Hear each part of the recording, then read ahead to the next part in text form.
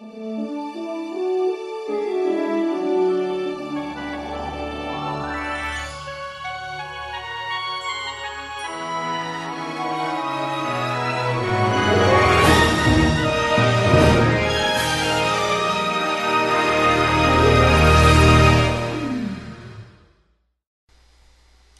I'm Diane Woodall, and I'm going to show you how to make a fun and easy snow cone bead. These little beads are great for beads of courage, and because they're so easy to make using this method, and you can make a lot of them. Start by heating your mandrel. Glass won't stick to a cold mandrel. I'm going to be using white for the paper part of the cone.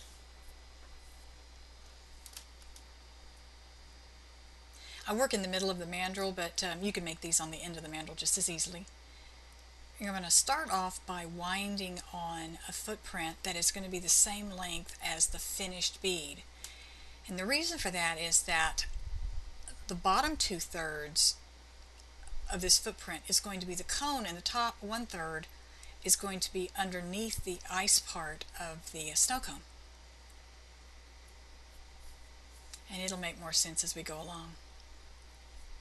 Kind of measuring it against my bead just to see how much more I need to add. I like to make my beads of courage beads kind of on the large side because the kids like to have a bead that has a little bit of substance to it. Just going to add a little bit more there. And the footprint that you're looking for to make these snow cones is a football shape. A snow cone is a little bit fatter than a ice cream cone, in terms of the actual cone part. But these beads are made very much like the ice cream cone bead that I made for the October 2011 issue of the Soda Lime Times. So if you're a subscriber, you've probably already seen that video, and the snow cones are made very much in the same way that the ice cream cones are made.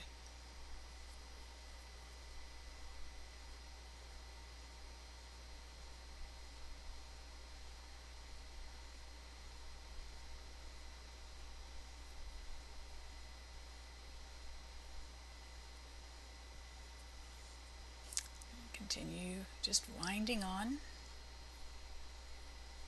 About as exciting as watching grass grow. Notice I have a cookie sheet on my table behind my torch. I like to have a cookie sheet laying down on the table to catch any little bits of glass that might fall off, or anything that might fall on the table. I can just pick up the cookie sheet and toss it in the trash.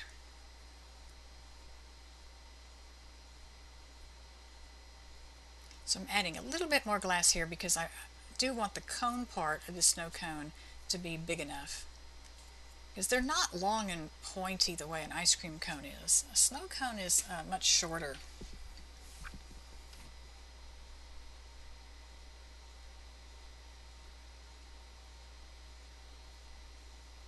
So here I'm heating my gather.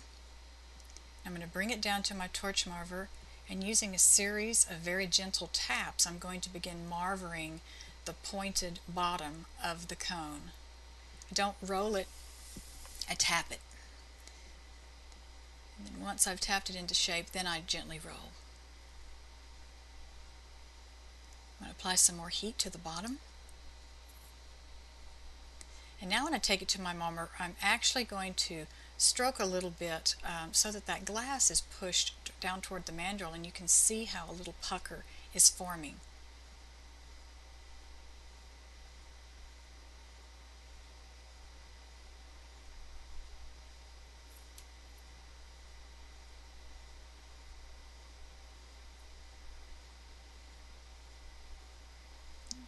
Fix that end where I had a little bit too much glass sticking out.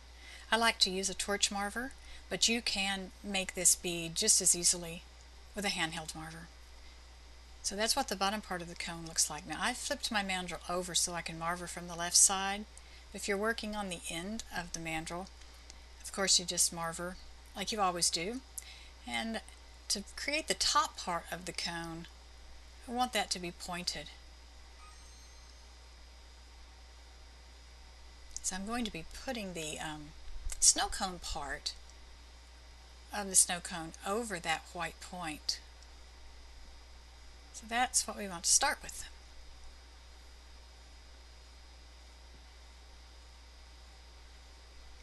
This is crocus, CIM crocus, and I have selected a rod of crocus that is very translucent. A translucent color works well for these snow cones. And all I'm going to do is just encase the upper 1/3 of the footprint. And it will become the little scoop of ice.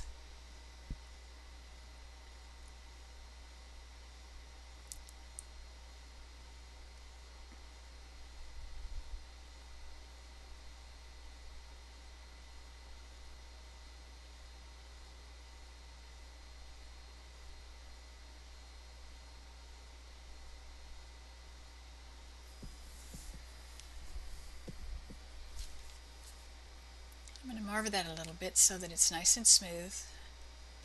Since snow cones don't overhang the cone the way an ice cream cone does. And I'm going to fatten it up a little bit, make it more round. Just adding a little bit more glass.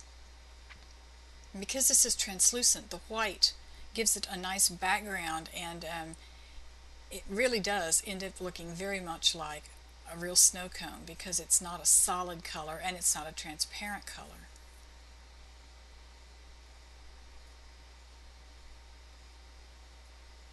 Now at this point you could use a CG bead roller and round out the top, but it's really not necessary because in real life snow cones aren't perfect. I'm going to use my knife and push the glass a little bit more towards the mandrel. I don't want to touch the mandrel. I'm just trying to round out the shape a little bit more. Just heating it up and then using my knife to pat down any of the little bumps that might be sticking out, getting it nice and smooth. You could also use a marver for this. That's your basic snow cone shape. I give the bead a little bit more heat, and then I'm going to heat just the purple part. And then I'm going to take it over to my frit tray where I have sugar crystal frit got from Bead Goodies.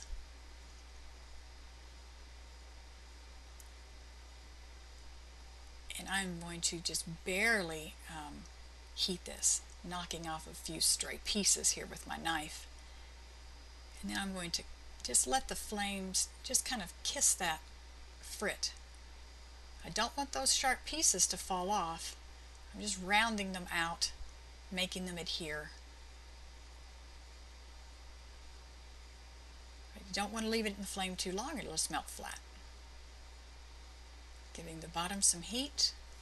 I think we're done. There's your snow cone. What kid wouldn't love to get that?